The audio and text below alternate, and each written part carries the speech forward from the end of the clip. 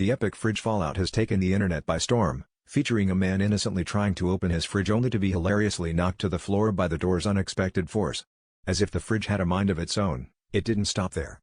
Just as he managed to stand up, the door playfully swung back, tapping him once more in a perfectly timed comedic gesture.